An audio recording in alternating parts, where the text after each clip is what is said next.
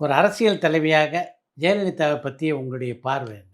தமிழ்நாட்டினுடைய ஒரு நீண்ட நெடிய அரசியல் வரலாற்றில, எந்த முதலமைச்சருக்கும் கிடைக்காத பல வசதிகள் அனுகூலங்கள், அட்வான்டேஜஸ் ஜெயலலிதாவுக்கு கிடைச்சது.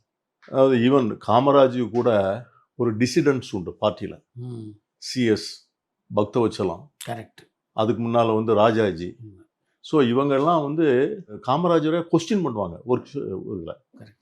அதே மாதிரி அமைச்சரவையில் கேபினெட்டில் ஒரு ஒரு ஒரு ஒரு திட்டத்தை பாஸ் பண்ணும்போது he has to convince every minister. True. எல்லா மினிஸ்டருமே அதை கேள்வி கேட்பாங்க.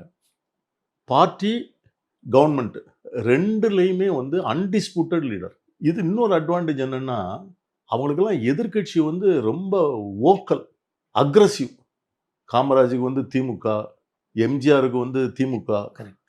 ஜெயலலிதாவுக்கு பார்த்தீங்கன்னா காங்கிரஸ் எ ஃப்ரெண்ட்லி அப்போசிஷன். அதாவது அவங்க கோபப்படாம பேசணுங்கிறது தான் எங்களுக்கு கொடுக்கப்பட்ட இன்ஸ்ட்ரக்ஷன்.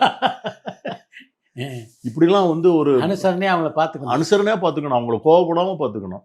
அவங்கள ப்ரோவோக் பண்ணாம பார்த்துக்கணும். அவங்கள சந்தோஷமா வச்சுக்கணும். ஸோ இப்படிப்பட்ட ஆளுமை. ஒரு ஒரு ஒரு ஒரு ஒரு சூழ்நிலை, சர்க்கம்ஸ்டான்ஸ் அந்த அம்மாவுக்கு கிடைக்கிறது வேற யாருக்கும் கிடைக்கல. ஆனா அதை அவங்க எப்படி கையாண்டாங்கங்கிறதுல நிறைய ரிசர்வேஷன் இருக்கு. அந்த 10 ஆண்டுகள் அவங்களுடைய அக்சசபிலிட்டி பெரிய ப்ராப்ளம் ஆகிப்போச்சு. இப்போ நான் சொன்னேன்ல, ராத்திரி 2 மணிக்கு போய் கலைஞரை எழுப்பலாம், காலையில் 9 மணிக்கு அசெம்பிளிக்கு வரும்போது அவர் சபாநாயகர் அறைக்கு வந்துடுவார். அவரே வந்துடுவார். சபாநாயகர் அறையில் நாங்கள் அங்கேயே பேசி கவன ஈர்ப்பு தீர்மானம், ஒத்திவைப்பு தீர்மானம், அதை கொண்டு வர போகிறோம், இதை கொண்டு வர போகிறோங்கிறத அங்கேயே பெர்மிஷன் வாங்கி கிளாரிஃபை பண்ணிவிடுவோம். ஒரு ஃபைலை கிளியர் பண்ணும்போது எதிர்கட்சி உறுப்பினர்கள் அவரே கூப்பிட விடுவார். ஆனால் இந்த அம்மாட்ட அந்த சந்திப்பும் இல்லை, அந்த டிஸ்கஷனும் இல்லை. சரி, அமைச்சரவையில் அவர் கூட இருந்தவங்களாவது அவருக்கு ஒரு ஆலோசனை சொல்லக்கூடிய ஸ்டேச்சர் உள்ளவங்களா, அப்படியும் அந்த அம்மாவுக்கு இல்லை. ஆனால் அவங்க எல்லாரையும் கொஞ்சம் கொஞ்சமாக வெளியே போயிட்டாங்க. ஆரம் வீரப்பன், ராஜாராம் எல்லாம் ஒருத்தராக வெளியே போயிட்டாங்க.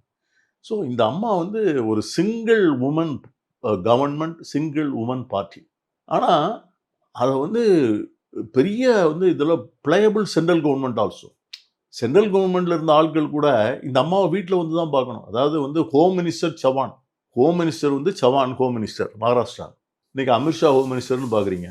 இந்த ஹோம் மினிஸ்டரை she never allowed him to land at Meenambakkam airport. she never allowed the election commissioner to go out of, chief election commissioner to go out of the hotel. அப்போ என்ன பவர்ஃபுல் லேடியா இருந்தாங்கன்னு பாருங்க.